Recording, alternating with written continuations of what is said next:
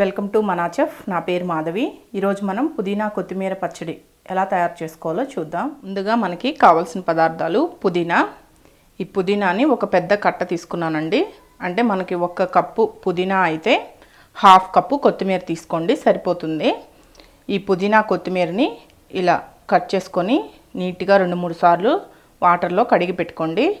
పచ్చిమిరపకాయలు ఒక 10 లేదా 15, పోపుకి పోపు దినుసులు, ఆవాలు, జీలకర్ర, శనగపప్పు, మినపప్పు, ఎండుమిర్చి 2 టేబుల్ స్పూన్లు నువ్వులు, ఒక చిన్న నిమ్మకాయ సైజ్ అంతా చింతపండు, 1 టీ స్పూన్ జీలకర్ర, 1 టీ స్పూన్ పసుపు, వెల్లుల్లి రెమ్మలు ఒక 6 లేదా 7, ఉప్పు రుచికి సరిపడా, ఆయిల్ 3 టేబుల్ స్పూన్లు. ఇప్పుడు తయారీ విధానాన్ని చూద్దాం. స్టవ్ ఆన్ చేసుకొని ఇలా ప్యాన్ పెట్టుకోండి. దీంట్లో ఈ నువ్వులు మనం ముందుగా తీసుకున్న ఈ 2 టేబుల్ స్పూన్ నువ్వులు దోరగా వేయించుకోవాలండి. చూడండి, ఇలా బాగా దోరగా వేగాలి. ఇలా వేగిన తర్వాత వీటిని తీసి ఒక ప్లేట్లో పెట్టుకోవాలి. ఇప్పుడు ఇదే ప్యాన్లో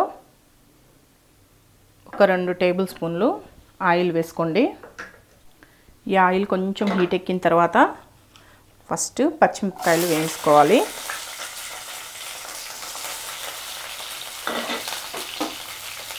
పచ్చిమిరపకాయలు కొంచెం ఫ్రై చేసుకోవాలండి. ఈ పచ్చిమిరపకాయలు కొంచెం ఫ్రై అయిన తర్వాత వీటిని తీసి ఒక ప్లేట్లో పెట్టుకోండి. ఇప్పుడు ఇదే ప్యాన్లో 1 టీ స్పూన్ జీలకర్ర. ఈ జీలకర్ర కొంచెం లైట్గా ఇలా కలియబెట్టి దీంట్లోనే పుదీనా,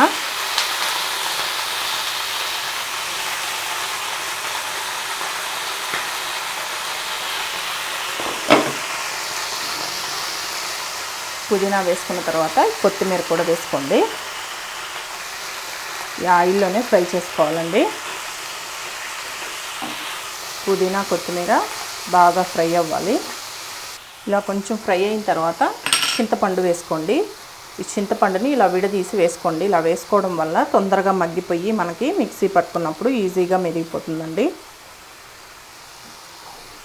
చింతపండు కూడా వేసి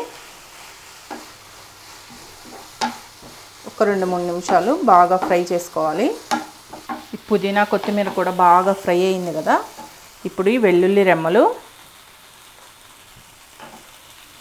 ఒక 6-5 వెల్లుల్లి రెమ్మలు తీసుకొని ఈ ఫ్రైలో వేసి జస్ట్ 1-2 నిమిషాలు ఫ్రై చేస్తే సరిపోతుందండి. జస్ట్ ఊరికే ఒక 2 సెకండ్లు ఇలా ఫ్రై చేసుకున్న తర్వాత స్టవ్ ఆఫ్ చేసేసేయండి. స్టవ్ ఆఫ్ చేసి ఇది చల్లారిన తర్వాత మనం ఈ నువ్వులు, పచ్చిమిర్చి అన్నీ కలిపి మిక్సీ పట్టుకోవాలి. ఇప్పుడు ఇలా ఒక మిక్సీ జార్ తీసుకొని దీంట్లో ముందుగా మనం వేయించుకున్న ఈ పచ్చిమిర్చి, ఈ నువ్వులు ఫస్ట్ ఇవి 2 మిక్సీ పట్టుకోవాలండి. చూడండి, ఈ విధంగా మిక్సీ పట్టుకున్న తర్వాత చూడండి మెత్తగా మిక్సీ పట్టుకున్నాను కదా. ఇలా పట్టుకున్న తర్వాత మనం ముందుగా వేయించి పెట్టుకున్న ఈ పుదీనా కొత్తిమీర ఉంది కదా, ఈ చింతపండు ఇది మొత్తం వేసేసుకోవాలి.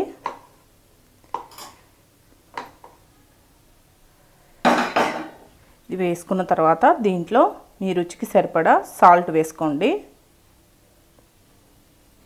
సాల్ట్ వేసుకొని ఇది మొత్తం ఇంకొకసారి కొంచెం వాటర్ వేసుకొని మిక్సీ పట్టుకుందాం. చూసారా, కొంచెం వాటర్ వేసుకొని మిక్సీ పట్టుకున్న తర్వాత చూడండి ఈ విధంగా వస్తుంది. ఇప్పుడు దీనికి మనం పోపు పెట్టుకుందాం. ఇప్పుడు ఇదే ప్యాన్లో 1 టేబుల్ స్పూన్ ఆయిల్ వేసుకోండి. ఈ ఆయిల్ కొంచెం హీట్ ఎక్కిన తర్వాత పోపు దినుసులు వేసుకోవాలి.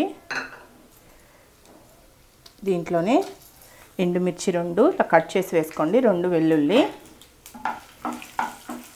ఈ పోపు కొంచెం ఫ్రై అవ్వాలండి. ఇలా కొంచెం ఫ్రై అయిన తర్వాత దీంట్లో 1 టీ స్పూన్ పసుపు. మీకు ఇష్టమైతే కొంచెం ఇంగువ కూడా యాడ్ చేసుకోవచ్చు. నేను ఇక్కడ ఇంగువ వేయడం లేదు. దీంట్లోనే మనం ముందుగా ప్రిపేర్ చేసి పెట్టుకున్న ఈ పచ్చడిని వేసేసేయాలి.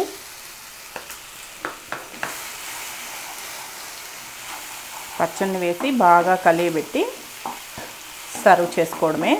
చాలా సింపుల్, టేస్ట్ కూడా చాలా బాగుంటుంది వేడి వేడి రైస్లోకి. ఇప్పుడు స్టవ్ ఆఫ్ చేసి దీన్ని సర్వ్ చేసుకుందాం. చూసారు కదా పుదీనా కొత్తిమీర పచ్చడి ఎలా తయారు చేసుకోవచ్చో. వేడి వేడి అన్నంలో చాలా రుచిగా ఉంటుందండి. ఒకసారి ప్రిపేర్ చేసుకొని తిని చూడండి. ఈ వీడియో కానీ మీకు నచ్చినట్లయితే నా యూట్యూబ్ ఛానల్ మన చెఫ్కి సబ్స్క్రైబ్ చేయండి. నచ్చితే లైక్ చేయండి, షేర్ చేయండి.